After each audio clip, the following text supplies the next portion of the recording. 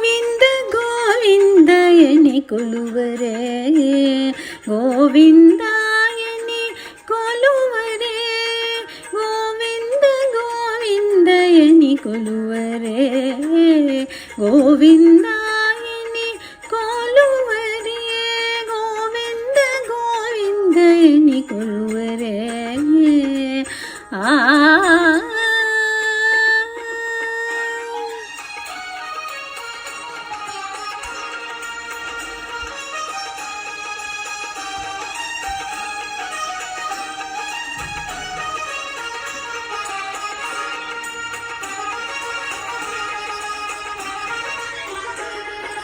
ಹರಿ ಅಚ್ಯುತಾಯನಿ ಪಾಡರೆ ಪುರುಷೋತ್ತಮಾಯನಿ ಹೊಗಡರೆ ಪಾಡರೆ ಪುರುಷೋತ್ತಮಾಯನಿ ಹೊಗಡರೆ ಪರಮ ಪುರುಷಾಯನಿ ಪಲುಕರೆ ಸಿರಿವರಯನು ಚುನು ಚಲಗರ ಜನುಲು ಪರಮ ಪುರುಷಾಯನಿ ಪಲುಕರೆ ಸಿರಿವರಯನು ಚುನು ಚಲಗರ ಜನುಲು ಗೋವಿಂದ ಗೋವಿಂದ ಗೋವಿಂದಯನಿ ಕೊಲುವರೆ ಗೋವಿಂದಾಯನಿ ಕೊಲುವರೆ ಗೋವಿಂದ ಗೋವಿಂದಯನಿ ಕೊಲುವರೆ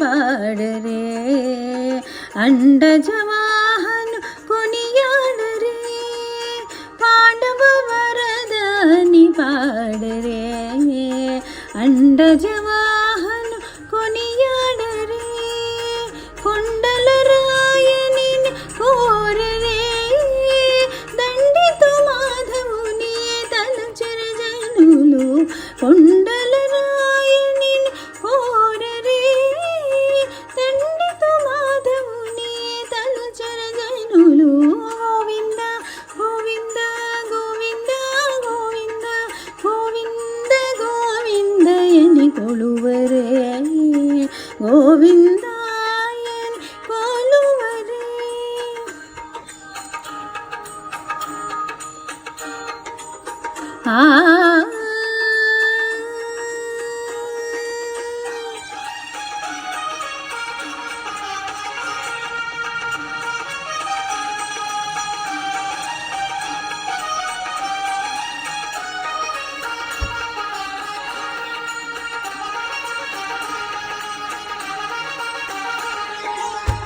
దేవుడు శ్రీ విభుడని తెలియరే శోభలనంతుని చూడరే దేవుడు శ్రీ విభుడని తెలియరే శోభలనంతుని చూడరే శ్రీ వెంకటనాథుని చేరరే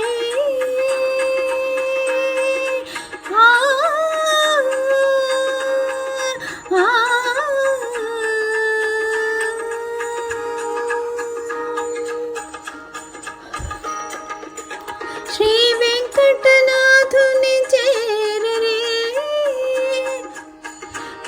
పావనమయ్యడుగు చలుగర జనులు శ్రీ వెంకటనాథుని చేరరే పావనమయ్యడుగు బ్రతుకర జనులు గోవింద గోవింద గోవింద గోవింద గోవింద గోవిందయని కొలువరే ಗೋವಿಂದಾಯನಿ ಕೊಲುವರೆ ಗೋವಿಂದ ಗೋವಿಂದಯನಿ ಕೊಲುವರೆ ಗೋವಿಂದಾಯನಿ ಕೊಲುವರೆ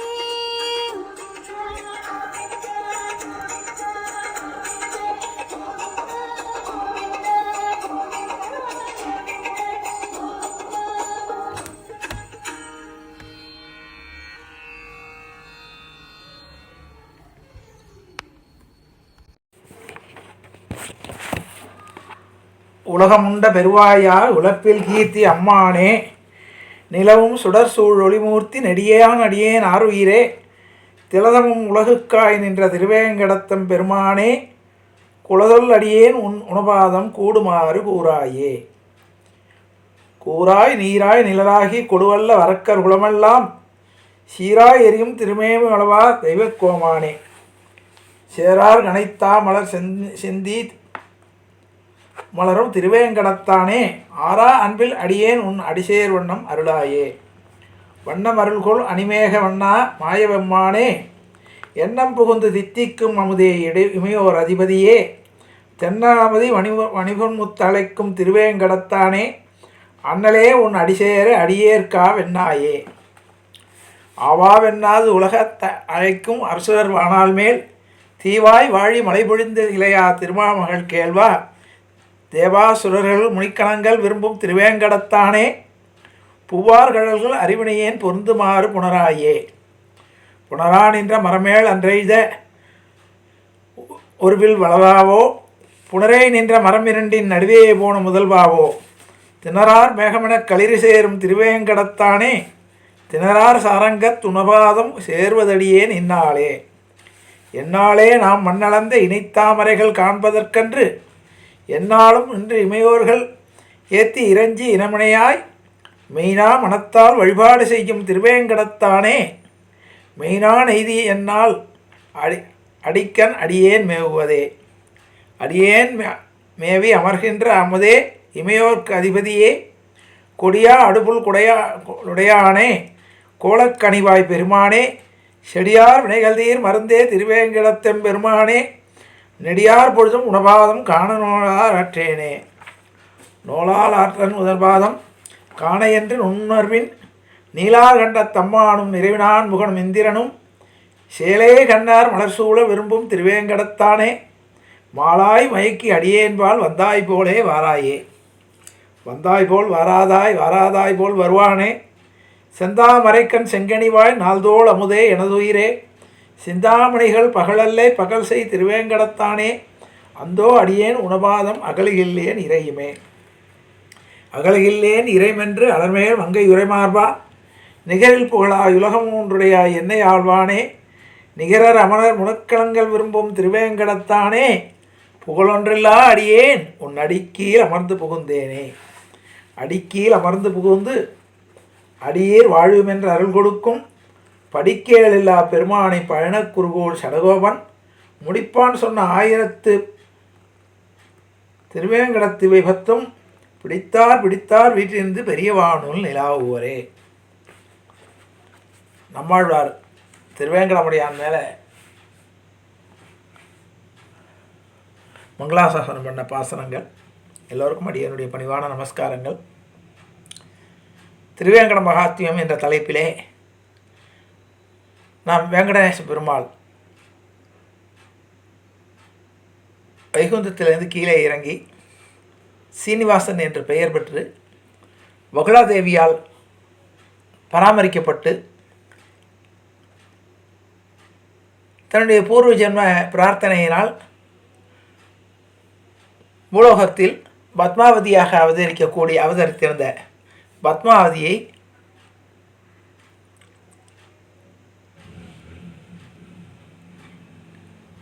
திருமணம் செய்து கொண்ட காட்சிகளை சீனிவாச கல்யாணமாக நாம் அனுபவித்தோம்.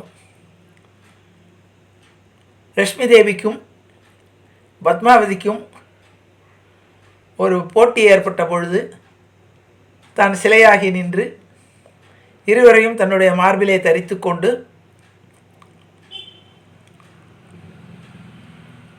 வகுலாதேவி முறையிட்ட பொழுது உன்னை பிரிந்து இருக்கிறேனே என்று சொல்லும்போது அவளை துளசி மாலையாக்கி கொண்டு அவளையும் கழுத்திலே அணிந்து கொண்டு நான் கலியுகம் முடியும் வரை இங்கே இருந்து பக்தர்களுக்கு அருள் புரிவேன்.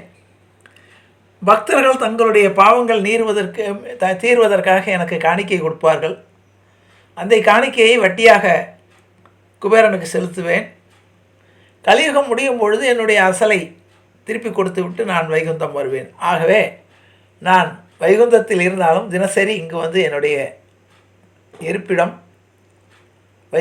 இதுதான், இந்த இடம்தான். என்று கலியுகத்திலே பூரணமாக இருக்கக்கூடிய பெருமாளாக அவர் இருக்கிறார்.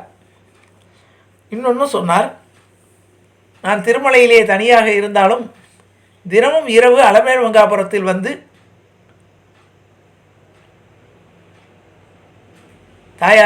தாயாரோடு இருந்துவிட்டு காலையில் நான் இங்கு வந்து விடுவேன் என்று அவருடைய சங்கல்பத்தை சொன்னார். இந்த அளவோடு நாம் திருவேங்கட மகாத்மியத்தை கிட்டத்தட்ட நிறைவு செய்து விட்டோம். நேற்றைய தினம் திருவேங்கடத்தில் உள்ள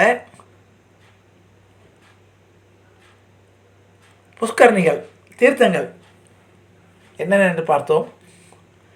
இன்றைய தினம் நான் திருவேங்கடத்துக்கு என்னென்ன அதிசயம், திருமலையில் காணப்படும் அதிசயங்கள் என்னென்ன என்பதை ஒரு பார்வை பார்ப்போம். 1வது அதிசயம், திருப்பதி ஆலயத்திலிருந்து சுமார் 1 கிலோமீட்டர் தொலைவில் சிலோதாரணம் என்ற அபூர்வ பாறைகள் உள்ளன. அதாவது திருமலையில் மேலே. உலகத்திலேயே இந்த பாறைகள் இங்கு மட்டும்தான் உள்ளன. இந்த பாறைகளின் வயதானது 250 கோடி வருஷம். இந்த ஏழுமலையானுடைய திருமேனியும் இந்த பாறைகளும் ஒரே விதமானவை. இங்கே இருக்கிற பாறைகளுடைய இதில் தான் அந்த திருவேங்கடமுடையானுடைய சிலா அமைந்திருக்கிறது. அதனால தான் இதுக்கு பேர் சிலா தோரணம்னு பேர் இந்த பாறைகளுக்கு. ஏழுமலையான் திருவுருவ 2வது ஏழுமலையானுடைய திருவுருவச் சிலைக்கு தினமும் பச்சை கற்பூரம் சாத்துகிறார்கள். இந்த பச்சை கற்பூரம் என்பது ஒரு ரசாயன கலவை தான். அது இந்த பச்சை கற்பூரம் தடவினா அரிப்பை கொடுக்கும் ஒரு வகை அமிலம் இந்த ரசாயனத்தை உள்ளது. இந்த ரசாயனத்தை சாதாரண கருங்கல்லில் தடவினால் கருங்கல் வெடித்து விடும். இப்போ இந்த பச்சை கற்பூரத்தை ஒரு சாதாரண எந்த கருங்கல் மேலே தடவினோன்னா அது கொஞ்ச நாள் அது வெடித்து விடும். ஆனால் சிலாதாரணத்தில் உள்ள பாறைகளில் இதை தடவினால் அந்த பாறைகள் வெடிப்பதில்லை. ஆகவே ஏழுமலையானுக்கு இந்த திருவுருவச் சிலைக்கு 365 நாளும் பச்சை கற்பூரம் தடவுகிறார்கள். ஆனாலும் வெடிப்பு ஏற்படுவதில்லை. 3வது, எந்த கருங்கல் சிலையானாலும் அதை சிற்பி வடிக்கும்போது, அதை பகவானுடைய திருவுருவத்தை வடிக்கும்போது ஏதாவது ஒரு இடத்தில் சிற்பியின் உளிப்பட்டிருக்கும் இடம் தெரியும். ஏதாவது ஒரு இடத்துல ஒரு சின்ன புள்ளியாவது இருக்கும். அது உளியை வச்சு செதுக்கினது அடையாளம் தெரியும். அதே மாதிரி உலோகத்தில் செஞ்சாலும் அது ஏதாவது உருக்கி வார்த்தை எடுக்கும்போது அந்த வார்த்தை எடுத்ததனுடைய தடம் தெரியும். ஆனால் ஏழுமலையானுடைய திருவுருவச் சிலையில் அப்படி எதுவும் அடையாளமே இல்லை. எந்த கருங்கல் சிலையை எடுத்துக்கொண்டாலும், ஒரு கருங்கல் சிலையை எடுத்து நம்ம பெருமாளை செஞ்சோன்னா அதில் சுரசுரப்பு இருக்கும். ஏதாவது அதனுடைய சொரன்னு இருக்கும் அந்த கருங்கல், என்ன தான் பாலிஷ் போட்டாலும். ஆனால் ஏழுமலையான் திருமேனியில் உள்ள எல்லா அங்கங்களும் பார்த்திங்கன்னா வழுவழுன்னு இருக்கும். எந்த வகையான ஒரு உளிப்பட்டதாவோ அல்லது ஏதோ அதில் அந்த பாறையில் செதுக்கினது மாதிரி இருக்காது. ஏழுமலையான் விக்கிரகத்தில் நெற்றி சுட்டி, காதணிகள், புருவங்கள், நாகாபரணங்கள் எல்லாம் நகைக்கு பாலிஷ் போட்டது போல் புலவெளப்பாக இருக்கும். எல்லாம் எப்போ பார்த்தாலும் அந்த நகைகளை சாத்தினோன்னா அவருக்கு புதுசு மாதிரியே இருக்குமா எப்போவும். அது பாலிஷ் போட்டது மாதிரி, ஆனால் பாலிஷ் எல்லாம் கிடையாது, அப்படியே போட்டு அந்த நகையை சாத்துவார்கள்.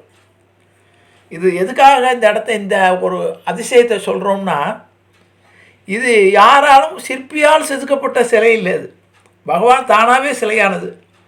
அதனால் அந்த சிலை எது மாதிரி இருக்குதுன்னு கேட்டால் அங்கே இருக்கக்கூடிய சிலா தோரணத்தில் இருக்கக்கூடிய பாறைகள் மாதிரியே இருக்கான். அடுத்தது ஏழுமலையான் 4வது ஏழுமலையானுடைய திருவுருவச் சிலையானது எப்போதும் 110 டிகிரி ஃபாரன்ஹீட் வெப்பத்தில் இருக்கிறது. திருமலையானது கடல் மட்டத்திலிருந்து 3000 அடி உயரத்தில் உள்ள குளிர்ச்சியான பிரதேசம். அதிகாலை 4:30 மணிக்கு குளிர்ந்த நீர், பால் மற்றும் திரவியங்களால் அபிஷேகம் செய்கிறார்கள். ஆனால் அபிஷேகம் முடிந்தவுடன் ஏழுமலையானுக்கு வியர்க்கிறது.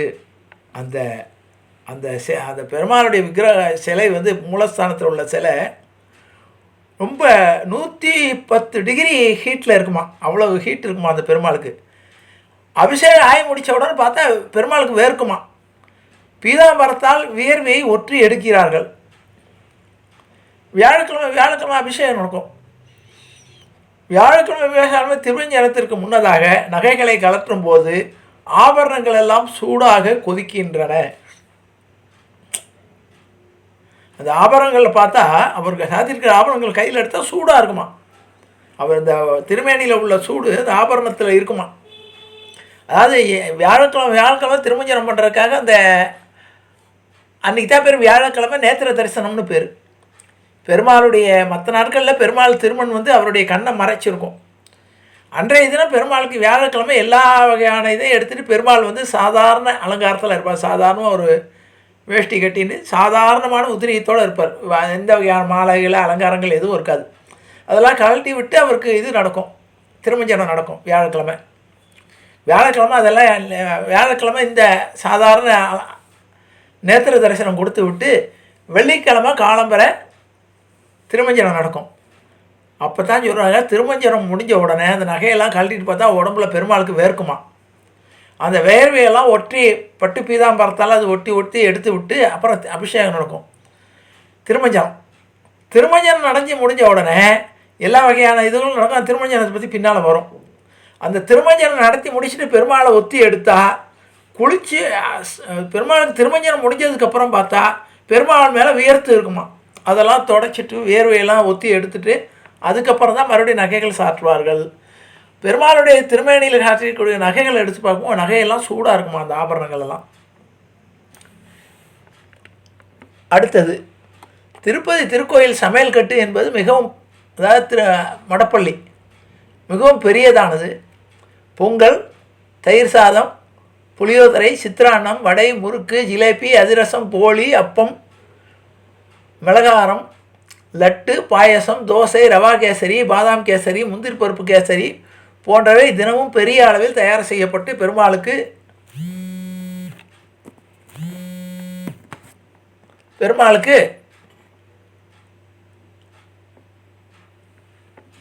நைவேத்தியம் செய்யப்படுகிறது. ஏழுமலையானுக்கு தினமும் புதிய மண்சட்டி வாங்குகிறார்கள். இதில் தயிர் சாதம் தவிர வேறு எந்த நைவேத்தியமும் கோயில் கர்ப்ப கிரகத்துக்கு குலசேகரப்படியை தாண்டாது. வைரம், வைடூரியம், தங்க பாத்திரங்கள் எதுவும் குலசேகரப்படியை தாண்டாது. ஆண்டவனுக்கு நைவேத்தியம் செய்யப்பட்ட எச்சல் மண் சட்டியும் தயிர் சாதமும் ஒரு பக்தனுக்கு கிடைக்கப்பட்டால் அது மிகப்பெரிய பாக்கியமாகும். பெருமாளுக்கு நைவேத்தியம்ங்கிறது மற்ற நைவேத்தியம்லாம் அந்த குலசேகரப்படியை தாண்டி கர்ப்ப கிரகத்தில் படிக்கு இந்த பக்கம் வச்சு நைவேத்தியம் பண்ணுவாளாம். இந்த தயிர் சாதம் மாத்திரம் தினமும் புதுசாக மண் சட்டியில் தயார் பண்ணி அந்த மண் சட்டியிலே தயிர் சாதம் மாத்திரம் பெருமாளுக்கு பக்கத்தில் விட வைப்பாளாம் குளிர்ச்சியாக. ஏன்னா பெருமாளுக்கு தான் ரொம்ப உஷ்ணத்தில் இருக்கார்ல. இதுக்கும் ஒரு கதை இருக்குது பின்னால். பெருமாளுடைய லீலைக்கு ஏன் அந்த தயிர் சாதம் வருது, தயிர் சாதம் மாத்திரம் ஏன் உள்ளே வருது, தினமும் ஏன் அந்த மண் சட்டி செய்கிறாங்கங்கிறதுக்கு ஒரு பெருமாளுடைய லீலை, அதுக்கு ஒரு காரணம். அது பின்னால் சொல்கிறேன். அடுத்தது, ஏழுமலையானுடைய உடையானது 27 முழ நீளமும் 6 கிலோ எடையும் கொண்டது. புடவை பட்டு பீதாம்பரமாகும். ஒரு பெரிய புடவை, அந்த பட்டு பீதாம்பரத்தை அதை தான் அவருக்கு வேஷ்டியாக அணிவிக்கிறார்கள். இந்த ஆடையை கடையில் வாங்க முடியாது. திருப்பதி தேவஸ்தானத்தின் அலுவலகத்தில் 12,500 ரூபாய் செலுத்த வேண்டும். வாரத்தில் ஒரு முறை வெள்ளிக்கிழமை மட்டும்தான் வஸ்திரம் சாத்துவார்கள். இது மேல் வஸ்து சாஸ்திரம். பணம் செலுத்திய பிறகு வஸ்திரம் சாத்துவதற்கு 3 வருடங்கள் காத்திருக்க வேண்டும். அதாவது வெள்ளிக்கிழமை அந்த பெருமாளுக்கு அந்த வஸ்திரத்தை சாத்திட்டு அதை 12,500 ரூபா கொடுத்தா கொடுத்துருவாங்க. அதுக்கு முன்னாலே புக் பண்ணி நம்ம காத்திருக்கணும். அடுத்தது, உள்சாத்து வஸ்திரம் ஒரு செட்டு 20,000 ரூபாய் கட்டணமாகும். ஒவ்வொரு வெள்ளிக்கிழமையும் 15 வஸ்திரங்கள் சாத்துவதற்கு சமர்ப்பிக்கப்படும். பணம் செலுத்திய பிறகு வஸ்திரம் சாத்துவதற்கு 10 வருடங்கள் காத்திருக்க வேண்டும். இன்றைக்கி பணம் கட்டியாச்சுன்னா 10 வருஷம் கழிச்சு தான் அந்த இது சாத்துவாங்களாம். அந்த அளவுக்கு புக்கிங் இருக்குங்கிறார். பக்தர்கள் சமர்ப்பிக்கும் வஸ்திரங்கள் தவிர அரசாங்கம் சமர்ப்பிக்கும் சீர்வஸ்திரங்கள் ஆண்டுக்கு 2 முறை சாத்தப்படுகிறது. வருஷத்துக்கு 2 தடவை அந்த கோயில் தேவஸ்தானத்திலேருந்து கொடுக்கக்கூடிய வஸ்திரங்களை சாத்துறாங்களாம். ஏழுமலை ஆண்டவனுக்கு அபிஷேகம் செய்ய இன்று கட்டணம் செலுத்தினால் 3 ஆண்டுகள் காத்திருக்க வேண்டும். அதாவது ஒவ்வொரு வெள்ளிக்கிழமை அபிஷேகம் நடக்கிறதா இல்லையா? அதுக்கு அபிஷேகத்துக்கு நம்ம பணம் கட்டி நம்ம அபிஷேகத்தை நம்ம நடத்தி பார்க்கணும்னு ஆசைப்பட்டால் இப்போ புக் பண்ணால் 3 வருஷம் கழிச்சு தான் நமக்கு தேதி கிடைக்கும். இந்த அபிஷேகத்தை பற்றி ரொம்ப விசேஷம். இந்த அபிஷேகத்துக்காக என்னென்ன வருதுன்னா, ஸ்பெயினிலிருந்து குங்குமப்பூ, நேபாளத்திலிருந்து கஸ்தூரி, சைனாவிலிருந்து புனுகு, பாரிஸ் நகரிலிருந்து வாசனை திரவியங்கள் முதலிய உயர்ந்த பொருட்கள் வரவழைக்கப்பட்டு தங்க தாம்பாளத்தில் சந்தனத்தோடு கரைக்கப்படும். 51 வட்டில் பாலாபிஷேகம் செய்யப்படும். பிறகு கஸ்தூரி சாத்தி புனுகு தடவப்படும். காலை 4:30 மணி முதல் 5:30 மணி வரை அபிஷேகம் நடைபெறுகிறது. அபிஷேகத்திற்கு சுமார் 1 லட்சம் ரூபாய் செலவாகும். இது பூரா எல்லாம் வியாழக்கிழமை இந்த வெளிநாட்டில் சொன்ன நேரத்தில் காஷ்மீர்லேருந்து குங்குமப்பூ வரும், எல்லா வகையான, அப்புறம் ஏலக்காய் ஒரு வேறு ஒரு ஊர்லேருந்து வரும், எல்லாம் பிளெயினில் வந்துடும் வியாழக்கிழமை திருப்பதிக்கு. அது வியாழக்கிழமை இரவு இங்கே சேர்ந்துடும் திருமலைக்கு. அதெல்லாம் தயார் பண்ணி வெள்ளிக்கிழமை காலம்பரை 4:30 to 5:30 அந்த அபிஷேகம் நடைபெறுகிறது. அடுத்தது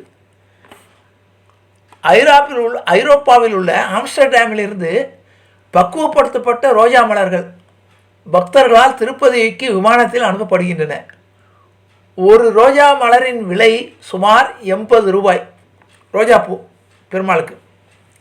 அடுத்தது சீனாவிலிருந்து சீனச்சூடம், அகில், சந்தனம், அம்பர், தக்கோலம், லவங்கம், குங்குமம், தமாலம், நிரியாசம் போன்ற வாசனை பொருட்கள் ஏழுமலையான் திருக்கோயிலுக்காக சீனாவிலிருந்து வாரம் ஒரு தடவை அனுப்பப்படுகிறது. அதாவது வியாழக்கிழமை வந்துடும். ஏழுமலையாளின் நகைகளின் மதிப்பு சுமார் 1000 கோடி. இவருடைய நகைகளை வைத்துக்கொள்ள இடமும் இல்லை, சாத்துவதற்கு நேரமும் இல்லை. அதனால் ஆண்டிற்கு ஒரு முறை உபரியாக உள்ள நகைகளை செய்தித்தாள்களில் விளம்பரப்படுத்தி ஏலம் விடுகிறார்கள். அடுத்தது ஏழுமலையானின் சால கிராமம் தங்க மாலை 12 கிலோ எடை. இதை சாத்துவதற்கு 3 அர்ச்சகர்கள் தேவை. சூரிய கடாரி 5 கிலோ எடை. பாதக்கவசம் 375 கிலோ, அதாவது பாதத்தில் வைக்கிற கவசம். கோவிலில் இருக்கும் ஒற்றைக்கல் நீளம் உலகில் யாரிடமும் கிடையாது. அதாவது ஒரு நீள இது கல், ஒற்றைக்கல் நீளம். இதன் மதிப்பு 100 கோடி ரூபாய். மாமன்னர்களான ராஜேந்திர சோழன், கிருஷ்ணதேவராயர், அச்சுதராயர் போன்றவர்களெல்லாம் ஏழுமலையானுக்கு பல காணிக்கைகளையும் அறக்கட்டளைகளையும் செய்து அவற்றை கல்வெட்டுகளிலும் செப்பேடுகளிலும் பொறித்து வைத்துள்ளார். சோழ அரசியும் இங்கு காணிக்கையை சமர்ப்பித்து இருக்கிறார். அடுத்தது ஆஜானுபாகுவாக இருக்கும் மூலவர், அதாவது ரொம்ப கம்பீரமாக இருக்கக்கூடிய மூலவர் ஏழுமலையானைப் போலவே அபிஷேகம் அலங்காரம் செய்து பார்க்க ஒரு சிறிய விக்கிரகம் கிபி 966 ஜூன் 8ஆம் தேதி வெள்ளியால் செய்யப்பட்டது. இந்த விக்கிரகத்திற்கு பல்லவ குறுநிலமன்னன் சக்தி விடங்கனின் பட்டத்து அரசி காடவன் பெருந்தேவி நகைகளை தந்து பூஜைக்கு அறக்கட்டளையும் தந்தார். 1ஆம் குலோத்துங்க சோழன் திருமலை தேடி காணிக்கையை செலுத்தியுள்ளார். திருப்பதியில் உள்ள ஓவியங்கள் சுமார் 300 ஆண்டுகள் பழமையானவை. இது ரொம்ப விசேஷமானது. அடுத்தது வெள்ளிக்கிழமைகளில் பெருமாளுக்கு வில்வ இலை அர்ச்சனைக்கு உபயோகப்படுத்தப்படுகிறது. மார்கழி மாத அர்ச்சனைக்கும் இது உபயோகப்படுகிறது. வில்வ இலை சிவனுக்கு தான் விசேஷம். ஆனால் பெருமாள் அதான் சொல்கிறார், தால் சடையும் நீள்முடியும் ஒன்றாக சேர்ந்தன்னு சொல்ல ஆழ்வார் பாசுரம். பெருமாள் திருப்பதி பெருமாள் என்னன்னு கேட்டால் பார்த்தா சிவன் மாதிரியும் இருக்குமா, என்னென்ன காட்சியில் எல்லா காட்சியும் அவருக்கு பொருந்துமா அலங்காரம். அதனால் வெள்ளிக்கிழமைகளில் வில்வ இலை வைத்து அவருக்கு அர்ச்சனை பண்ணுகிறார்கள். சிவராத்திரி க்ஷேத்திர பாலிகா என்ற உற்சவம் நடைபெறுகிறது. அன்று உற்சவ பெருமானுக்கு வைரத்தில் விபூதி நெற்றிப்பட்டை சாத்தப்பட்டு திருவேதி விழா நடைபெறுகிறது. தாளப்பாக்கம் அன்னமையா ஏழுமலையானை பரபிரம்மமாகவும் சிவாம்சம் பொருந்திய ஈஸ்வரனாகவும் சக்தி ஸ்வரூபமாகவும் பாடி அந்த பாடல்களை செப்பேடுகளில் எழுதி வைத்துள்ளார். எப்படி அன்னமய்யா கீர்த்தனையில் பெருமாளை அவருடைய கண்ணுக்கு பெருமாளாக இருந்தால் கூட அவருக்கு பெருமாள் தான் பிரதானியம். ஆனால் அவரையே சிவனையும் அவரில் பார்க்குறாராம், சக்தியும் அதிலே பார்க்குறாராம். அப்படி பாடி அவர் கீர்த்தனைகள்லாம் பாடி செப்பேடுகளை எழுதி வைத்துள்ளார். திருப்புகழ் பாடி அருணகிரிநாத பெருமாள் திருப்பதி கோயிலுக்கு வந்திருக்கிறார். அவரும் அன்னமய்யாவும் சமகாலத்தவர்கள். சங்கீத மும்மூர்த்திகளில் ஒருவரான முத்துசாமி தீட்சிதர் சிறந்த வித்யா உபாசகர். அவர் தேவி உபாசகர். அவர் மந்திர சாஸ்திரம் தெரிந்தவர். நூற்றுக்கணக்கான தெய்வங்கள் மீது பாடியுள்ளார். ஏழுமலையான் மீது சேஷாச்சல நாம வராளி ராகத்தில் பாடியுள்ளார். சேஷாச்சல நாமம்னு வராளி ராகத்தில் பாடியுள்ளார். அபிஷேகத்தின் போது ஏழுமலையான் தனது 3வது கண்ணை திறக்கிறார் என்ற ஐதீகம் உள்ளது. அபிஷேகம் பண்ணும்போது அவருடைய 3வது கண் நெற்றி கண் இருக்கும், அதை திறக்கிறாராம். திருவேங்கடத்தினுடைய ஏழுமலையாருடைய ஸ்தல விருஷம் புளிய மரம். எந்த சாந்தமான தெய்வத்தின் திருவுருவச் செய்கையிலும் கையில் ஒரு ஆயுதம் இருக்கும். அதாவது எந்த பெருமாளை பார்த்தாலும், எந்த கோயிலில் பெருமாளில் பிராமர்னா கையில் கோதண்டம் இருக்கும், எல்லா பெருமாளும் கையில் ஒரு ஆயுதம் இருக்கும். ஆனால் ஏழுமலையானின் திருவுருவச் சிலுவையில் எந்த ஆயுதமும் கிடையாது. அவர் நிராயுத பாணி. அதனால்தான் தமிழ் இலக்கியத்தில் நம் முன்னோர்களால் வெறுங்கை வேடன் என்று அழைக்கப்பட்டார். அவர் காட்டில் இருக்கார், வேட்டையெல்லாம் ஆடினார் அவர். ஆனால் எந்த வகையான கையில் ஆயுதம் இல்லாமல் வெறுங்கையோடு காட்சி தரார் அவர். அடுத்தது 1781ஆம் ஆண்டு பிரிட்டிஷ் பீரங்கிப்படை தக்கோலம் என்ற இடத்தில் முகாமிட்டிருந்தது. அப்படையின் 33வது பிரிவைச் சேர்ந்த லெவல்லியன் என்ற போர் வீரர் படுகாயம் அடைந்தார். அவர் குணமடைய ஏழுமலையானை பிரார்த்தித்திருக்கிறார். குணமடைந்ததும் ஒரு இந்து சிப்பாய் மூலம் நேர்த்திக்கடன் செலுத்தி இருக்கிறார். இதெல்லாம் செப்பேடுகளில் இருக்குது.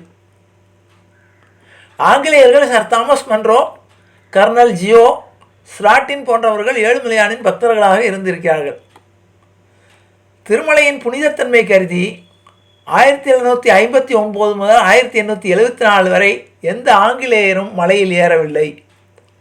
ஆங்கில பாதிரிகள் மலையில் ஏதாவது ஒரு பகுதியில் ஒரு சிலுவை நட விரும்பினார்கள். ஆனால் அதற்கு ஆங்கிலேய தளபதிகளே அனுமதி கொடுக்கவில்லை. திருமலை திருக்கோயிலில் நித்தியப்படி பூஜைகள் நடக்க வேண்டும் என்று ஆங்கிலேயர்கள் விரும்பினார்கள். பூஜைகள் சரிவர நடக்காவிட்டால் தங்கள் ஆட்சிக்கு பங்கம் வரும் என்றும் கவலைப்பட்டார்கள். அதனால் திருமலை இதில் வெள்ளைக்காரர்கள் ஆண்டபோது கூட அவர்கள் அந்த இடத்துல அந்த ஏழுமலையில் அவங்க தலையிடவே இல்லை. அவர்கள் வரவும் இல்லை. அங்கே எந்த வகையான சிலுவையோ நடுவதற்கோ கோயில் கட்டுவதற்கோ எந்த முயற்சிகளும் ஏற்படவில்லை. ஏன்னா திருமலையுடைய இதில் ஏதாவது பண்ணால் நம்முடைய ஆட்சிக்கு ஆபத்து வரும், ஆள்வருக்கு ஆபத்துன்னு சொல்லி அவங்க பயந்துருக்காங்க வெள்ளைக்காரர்கள். திருப்பதி அலர்மேல் மங்கைக்கு உள்பாவடை கத்வால் என்ற ஊரில் பருத்தியில் தயார் செய்யப்படுகிறது. செஞ்சு இனத்தை சேர்ந்த நெசவாளர்கள் இதை பயபக்தியுடன் நெய்கிறார்கள். உள்பாவாடை சீமாட்டியின் திருமேனியில் படுவதால் இதை நெய்யும் போது நெசவாளர்கள் 3 வேளை குளிப்பார்கள்.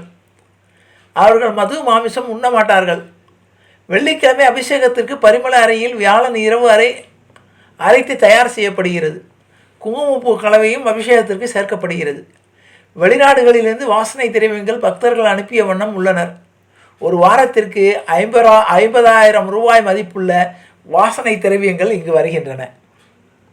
அடுத்தது, ஏழுமலையான் வாரத்தில் 4 நாட்கள் அம்பாளாகவும் 2 நாட்கள் விஷ்ணுவாகவும் 1 நாள் சிவனாகவும் கருதப்பட்டு பூஜை நடைபெற்று வந்துள்ளது.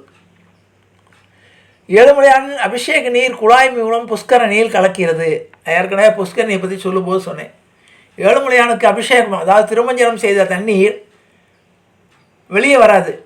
நேராக அடியில் குழாய் பதிச்சு குழாய் மூலம் அந்த வராகசாமி கோவிலுக்கு பக்கத்தில் இருக்கக்கூடிய அந்த புஷ்கரணியில் போய் சேர்ந்து விடுகிறது.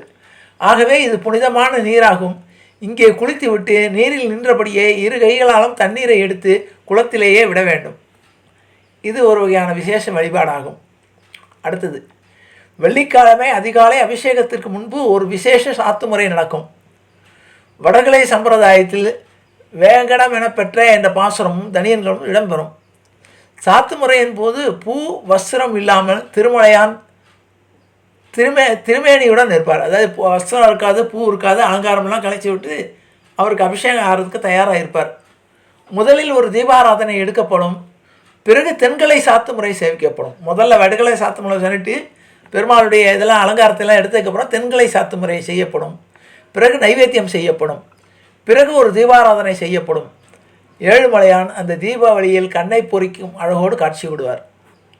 அடுத்தது கிபி 1543 விஜயநகர் மாமன்னர் அச்சுதராயர் பத்மாவதி தாயாருக்கு திருக்கோயில் எழுப்பி கும்பாபிஷேகம் செய்துள்ளார். கிபி 1764 நிஜாம் தௌலா என்பவனின் தலைமையில் வந்த முஸ்லீம் படைகளால் இடித்து தடைமட்டமாக்கப்பட்டன அந்த கோயில், அதாவது பத்மாவதி தாயாருக்கு. இதன் இடிபாடுகள் இன்றைக்கும் உள்ளன. திரிபுல்லூத்தூர் திருக்கோயில், அதாவது ஸ்ரீவில்லிபுத்தூர் திருக்கோவிலிருந்து ஸ்ரீ ஆண்டாள் அணிந்த மாலைகள் திருப்பதி கொண்டு வரப்பட்டு ஏழுமலை ஆண்டவனுக்கு சாத்தப்படுகிறது. ஸ்ரீ ஆண்டாள் ஏழுமலையானை கடவுளாக வழிபட்டு வழங்கினார். அது ஏழுமலையானுக்கு அவர் தூது விட்டால ஒவ்வொன்றா பாடுவாங்க. பிறவா கண்ணன் நினைச்சு பாடும்போது திருமலை திருக்கோவிலில் 1180 கல்வெட்டுக்கள் உள்ளன.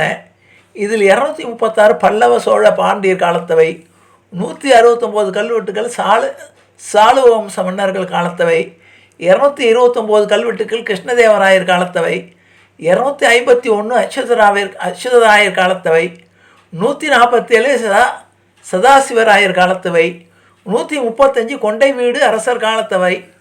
நந்திவர்மன் பல்லவர் ஆண்ட கிபி 830 தொடங்கி 1909 வரை உள்ளன. கல்வெட்டுகளில் 50 கல்வெட்டுக்கள் தான் தெலுங்கு கன்னட மொழிகளில் உள்ளன. மீதம் 1130 கல்வெட்டுக்களும் தமிழில் தான் உள்ளன. இத்தனை விசேஷங்கள் கொண்ட திருமலையானை நாம் வணங்கி அவருடைய அருள் பெற்று உய்வோமாக என்று கூறி நிறைவு செய்கிறேன். ஜானகி காந்த ஸ்மரணே ஜெய ஜெய ராமராம். சத்குரு மகாராஜ் கி ஜெய, ஆஞ்சநேய மூர்த்தி கி ஜெய. அறியாத பிள்ளைகளோம் அன்பினால் உந்தன்னை சிறுபேரழைத்தனம் சீரியலாத இறைவாணிதாராய் பறையேல் உரம்பாவாய். எற்றைக்கும் ஏழையில் பிறவிக்கும் உந்தன்னோடு உற்றுவமேயாவும் உனக்கே நாம் ஆட்செய்வோம்.